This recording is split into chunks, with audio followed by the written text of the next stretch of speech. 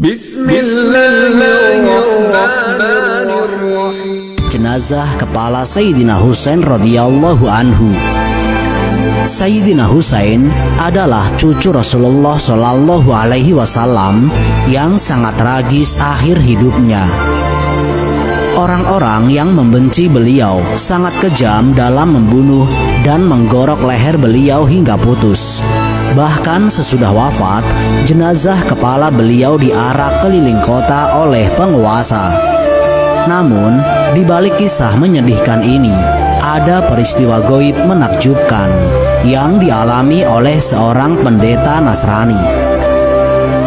Ketika sang pendeta bertemu dengan jenazah kepala Sayyidina Husain, hidayah Allah Ta'ala lalu turun kepadanya dan akhirnya ia pun memeluk agama Islam. Berikut kisah selengkapnya.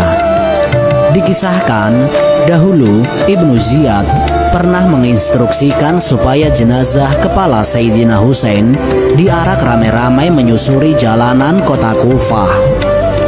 Diriwayatkan saat Zaid bin Arqam sedang duduk, kepala Sayyidina Husain lewat di sampingnya.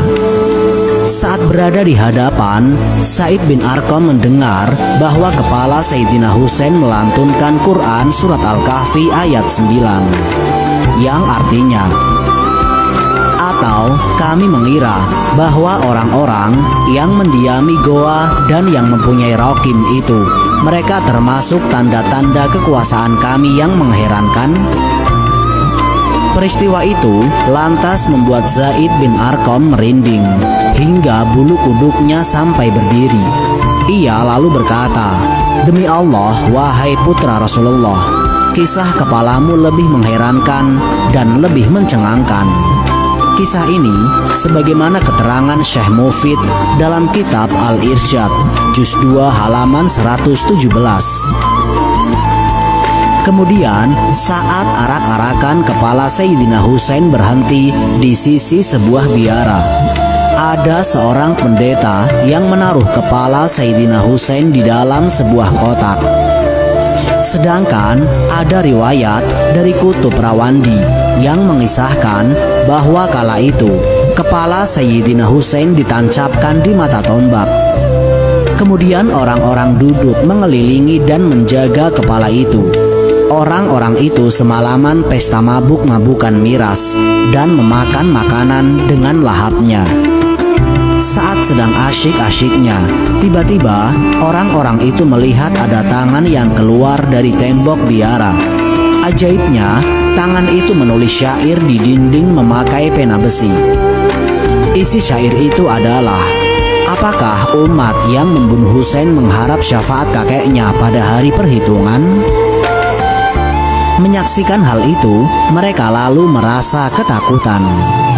Di antara mereka, lalu ada yang berusaha menggapai pena aneh itu. Tetapi saat hendak diambil, pena itu tiba-tiba hilang lenyap. Kemudian saat mereka mau meneruskan aktivitas lagi, tiba-tiba pena ajaib itu nampak lagi dan menulis sebuah syair. Tidak, demi Allah, tiada pemberi syafaat bagi mereka. Mereka pada hari kiamat berada dalam siksaan yang sangat dahsyat. Lalu tangan kembali menulis syair. Mereka telah membunuh Husain secara aniaya. Keputusan mereka bertentangan dengan hukum Al-Quran. Setelah melihat peristiwa menakutkan itu, mereka tidak nafsu lagi untuk makan. Karena saking takutnya, mereka lanjut memilih langsung tidur. Kemudian, pada saat waktu tengah malam, ada pendeta yang mendengar adanya suara yang meratap. Di samping itu, sang pendeta juga mendengar seseorang yang tengah bertasbih. Karena penasaran, sang pendeta lantas berdiri dan mengeluarkan kepala di jendela. Ternyata, ia melihat ada sebuah kotak aneh yang berada di samping dinding tidak jauh darinya. Saat itu, terlihat pancaran cahaya terang dari langit. Para malaikat turun dari langit seraya berucap, "Salam sejahtera bagimu, wahai putra Rasulullah. Salam sejahtera bagimu, wahai Aba Abdillah. Sholawat dan salam Allah bagimu." Menyaksikan peristiwa goib itu lantas membuat sang pendeta ketakutan dan sangat terkejut. Kemudian sang pendeta memutuskan untuk menunggu informasi tibanya waktu subuh. Di saat waktu subuh sudah tiba, sang pendeta lalu keluar dari biara dan bertanya kepada orang-orang di sana. Pendeta bertanya kepada mereka, "Isinya apa kotak ini?" Orang-orang menjawab, "Ini adalah kepalanya Husain bin Ali." Sang pendeta melanjutkan pertanyaannya, "Siapakah nama ibundanya?" Mereka menjawab, yaitu Fatimah Az-Zahra, sang putri Rasulullah Shallallahu Alaihi Wasallam. Mendengar hal itu, sang pendeta lalu berkata, "Celaka kalian atas apa yang sudah kalian perbuat. Sungguh benar apa yang diberitahukan para rahib kami, bahwa apabila orang ini terbunuh, maka langit akan menurunkan hujan darah. Dan ini tidak akan terjadi kecuali ia adalah seorang nabi atau wasi, atau penerima wasiat nabi. Wallahu a'lam bishawab. Sekarang kumohon kepada kalian agar menyerahkan kepala ini kepadaku sejam saja. Sesudah itu akan kukembalikan kepada kalian." Namun orang-orang itu menolak dengan berkata, "Kami tidak akan mengeluarkan kepala ini kecuali di hadapan Yazid, supaya kami nantinya memperoleh hadiah darinya." Sang pendeta lalu mempertanyakan apa hadiah yang akan diberikan oleh Yazid.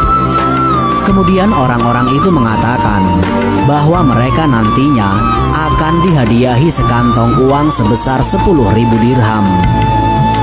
Kemudian sang pendeta bersedia mengganti kepala itu dengan uang yang mereka harapkan, asalkan mereka mau menyerahkan kepala Sayyidina Husain itu. Mereka lalu bersedia, dan sang pendeta memberi uang kepada mereka sebesar 10.000 dirham. Kemudian kepala Sayyidina Husain diserahkan kepada sang pendeta selama 1 jam saja. Kepala suci itu lantas pendeta bawa ke tempat ibadah. Lalu ia basuh memakai air kembang dan diberi wangi-wangian. Kepala Sayyidina Husain lalu ditaruh di tempat sujud sang pendeta.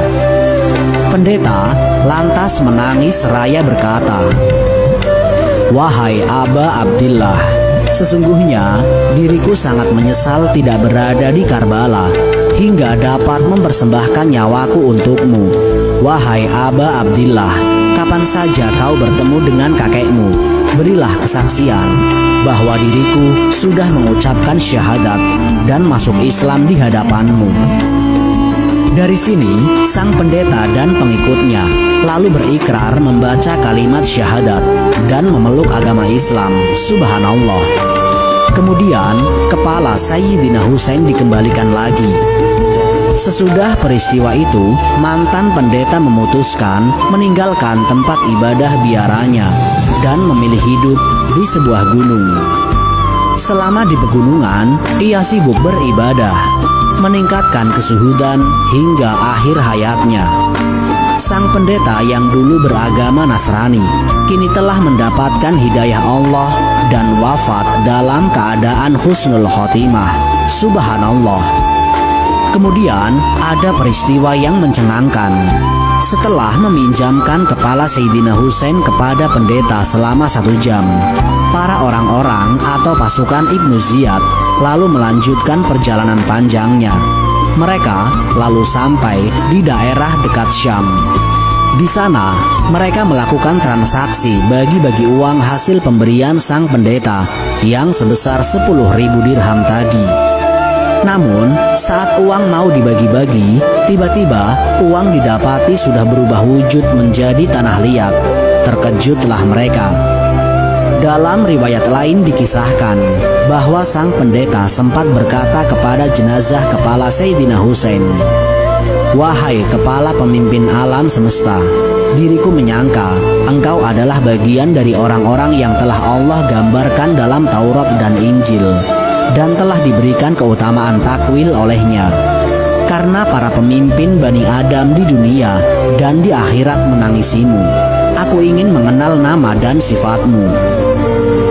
Kepala Sayyidina Husain kemudian menjawab, "Sayalah orang yang teraniaya. Sayalah orang yang bersedih, sayalah orang yang berduka.